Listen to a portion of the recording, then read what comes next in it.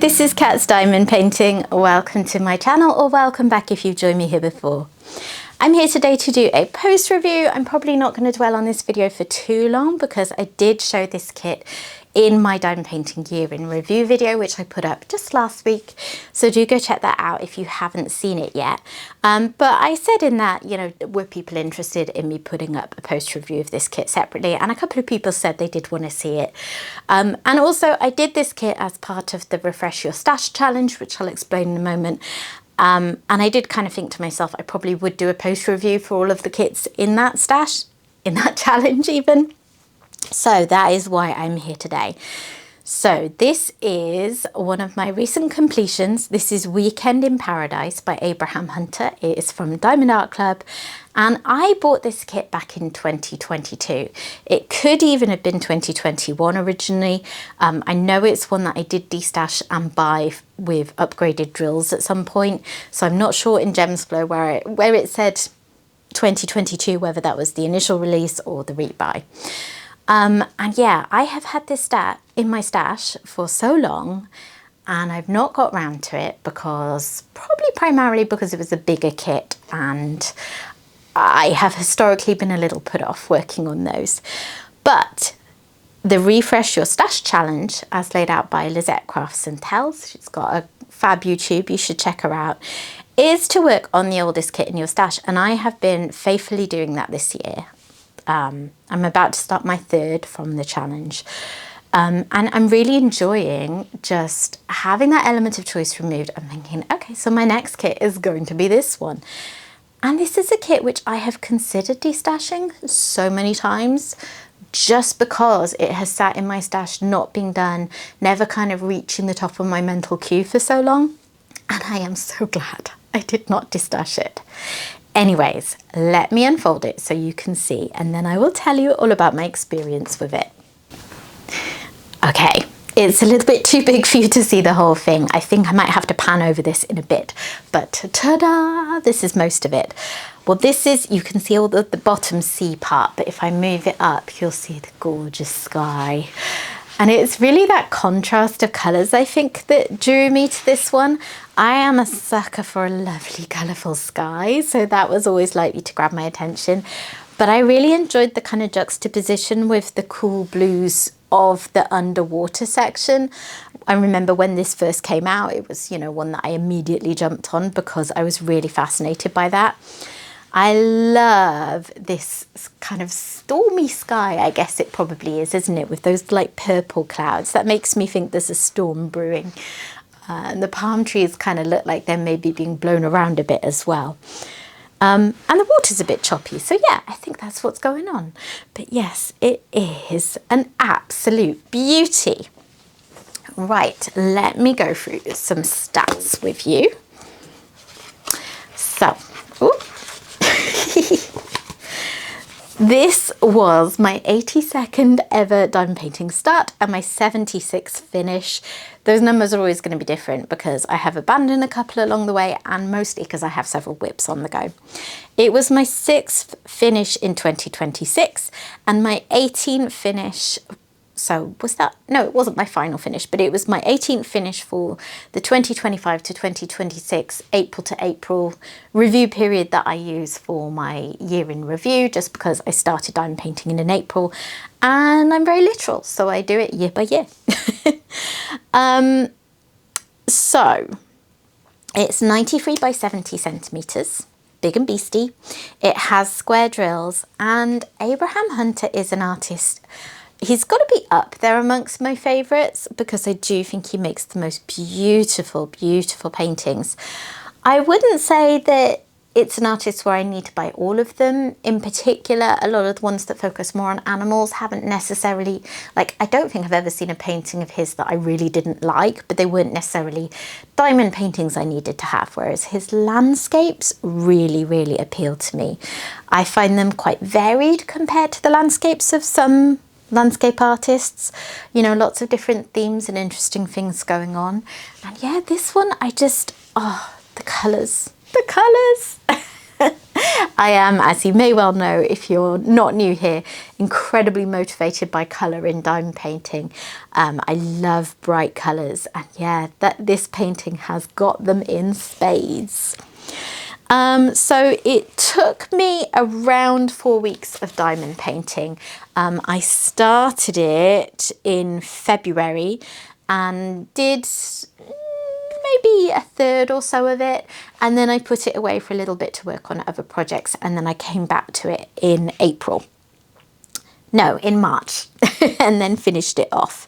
So I would say it was pretty slow going, because landscapes tend to be, but relative to a landscape, relative to my usual expectations for these big and beastie landscapes, I would say it was maybe a little quicker than usual, because there's not an absolute ton of confetti in it. There are patches like the palm trees, and actually the hut took me a little while because these drills didn't necessarily want to line neatly, and I really wanted crisp lines. And then there are little patches under the water as well, particularly the very bottom line that was slower. But there was so much sky in it, so many blocks of colour in the sky. So I never had too much confetti to do before I would get onto a quicker patch. I did have a couple of, well, some minor, some not so minor quality issues with this kit. The first thing is that there were some print quality issues. So I have a picture I believe I saved, which I will try and insert here to show you what I mean.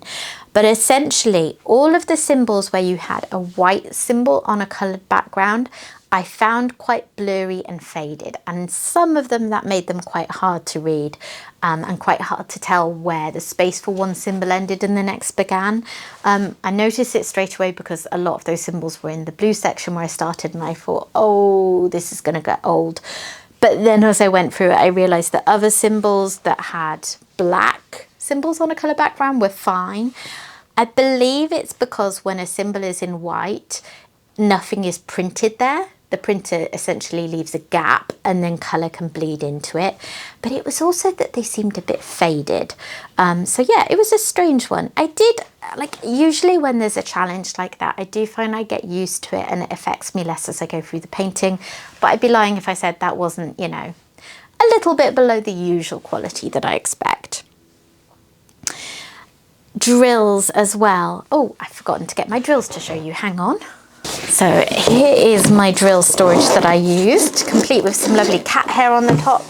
Pretty sure I saw Charlie sitting on this one earlier. This, by the way, whenever I show it, I do tend to get asked. This is available on Amazon. If you look under seed storage, you will find it, because the manufacturer has originally thought of it as being for seed storage. But obviously it works perfectly well for diamond painting. The only thing is, I do need to stop being lazy and at some point give these drill pots a really good wash in some soapy water, because there is residual static, as you can see with that one, which, yeah, it's annoying, because you might have static in your drills as it is, and then every time you put them in the pots it kind of gains more static. Like, I did try wiping them out with a dryer sheet and stuff, but I obviously need to absolutely soak them. Anyways, I was talking about trash drills. So pretty full pot, I would say, of trash drills. I mean, I've had fuller pots from smaller paintings, but the thing that I did experience with this painting is a lot of clumped drills. My notes say 316 was particularly bad. Ah, this one. Now, can I actually show you? No, not easily. I must have unclumped a lot of them. But you know what I mean by clump drills, when they're actually stuck together. I did a lot of kind of pouring them into a tray, and they weren't stuck really fast. So often I could just like roll my finger over them to separate them, but then I got sore fingers. So I did have to use my little declumper device that I bought on Etsy ages ago. The problem with that is then your drills get a little bit scratched and scuffed. So it wasn't ideal, because quite a lot of the colours were prone to clump drills. And it's always just a pain if you have to take an extra step rather than just pouring the drills into your tray, isn't it? The other thing with drills is that I did find the painting quite gappy in places. Now, it's not terrible. Like, I wouldn't say that there's anything you can really see from your viewing distance or anything that I can necessarily show you. But it was more as I was placing them, it was hard to maybe multi-place as many drills as I would have liked to, particularly in some colours. You know, it was variable. Some drills were a lot more nicely spaced than others, because Diamond Art Club was transitioning their drills at this point in time, and they were figuring out how to tighten up the grid of the painting, and they were figuring things out. And it was, at the time, working on kits like this with these drills and with this spacing felt like a massive upgrade from the previous iteration of drills. But because I'm now used to drills that are much more snug and more uniform for more modern kits, it was a little bit annoying at times. It just meant I needed to place fewer drills at a time, basically. I have learnt in the past few months that because I'm a bit of a perfectionist and I will not be able to leave my drills if they're really wonky, it's better for me to change down to a smaller multi-placer than I usually use than it is to, you know, place a lot of them and then, you know, just be driven to wiggle them around and get them back into place. Oh, and on that note, I had that the colour 333 wasn't great, and that was in this blocking up in the corner, so that was a little bit of a pain. You know, it was right at the end, there was a load of blocking to do, and it didn't actually go that quickly because of that. I also had a thought that there were two ABs in this kit. Let me get them out again. The thing with AB coatings is sometimes they match the base of the drill and sometimes they don't. So these two colours are clearly quite different when you look at the base of the drill. But the AB coating on this one has sort of pinky greeny tones. The AB coating on this one has sort of pinky greeny tones. And once they're placed and all you can see is that coating, I don't know, I just wondered if they were both absolutely necessary, to be honest. I mean, I'm used to Diamond Art Club changing drills regularly, you know, including those nuances of colour, including similar shades, because it makes a difference overall. But with ABs or other special drills, I'm not as used to it. They tend to be more distinct. So it was just a little thought that, I mean, it didn't matter. It didn't bother me that they were both in there, but like, was it necessary? I don't know. I am not a pixel artist, but yeah, I thought that was interesting because I don't remember that happening before. And then the other things that I thought were that I really enjoyed the kind of composition of the painting as a diamond painting. I've mentioned plenty of times before, but just in case you don't know, I work on an easel, which means that I always work on paintings, unless it's a small painting where, you know, it will fit all on my light pad in whatever dimension. Most paintings I turn so that they are in portrait mode, which means I work on a lot of paintings side by side like this, sideways even. And as I did that, of course, with this painting, because it is too wide for my light pad, I found that it was a really nice kind of sense of section. So there would be the blue section, then there would be you go into the orangey or pinks or purples or whatever the sky was at that point section. And then in the middle, it was more like your blue section, your hut section, your tree section, your sky section. And I like that because I get bored easily. I don't like working on the same sort of thing in section after section. So for me, that worked really well and probably made it a lot more enjoyable than if I was working on it the right way up and I'd just done, you know, all of the blue stuff and then all of the hut and then all of the sky. So that I found really enjoyable because, as ever, you know, what you enjoy as artwork doesn't always translate into a fun diamond painting, but in this case it really did. And I also thought that the render of the hut looks really good, particularly from your viewing distance. I find that it looks incredibly realistic, and there's something about a lot of Abraham Hunter pieces that seem considering they are often very large detail pieces, to be very well suited to diamond painting, because I think a lot of his pieces that Diamond Art Club has turned into diamond paintings have been amongst their best renders. I'm thinking of, oh, what's it called? It's a wintry scene, and I can't think what it's called. I had it for a while and destashed it because I knew I would never get to it with the sameness of the colours. But it's a beautiful painting, which I've always thought is one of the best rendering jobs Diamond Art Club has ever done. And yeah, I feel like the hut's the same. You know, in person, obviously you can see the bits that are pixelated and see that they are drills. But from that viewing distance, I think it looks fabulous. Conversely, in person, the animals down the bottom, I feel like look a little bit clunky. But again, from your viewing distance, I think they look really good. So that's fine, because that's how diamond paintings are supposed to be viewed. But of course it is nice if it also looks fabulous up close. Doesn't look bad, it's just a bit more clunky up close, whereas from a distance you really see the shading kind of bringing it to life. So that was Weekend in Paradise. I believe this painting is still available. I'm going to check that out and put on screen whether it's currently in stock or not. Of course, if you were buying it today, it would be a more recent print with recent drills, a recent grid. So your actual diamond painting experience could be quite different to mine anyway, which makes these reviews of older kits, I think, interesting, because, you know, it's talking about a kind of different era of Diamond Art Club, but also not always the most helpful for helping you decide whether you want to buy the kit.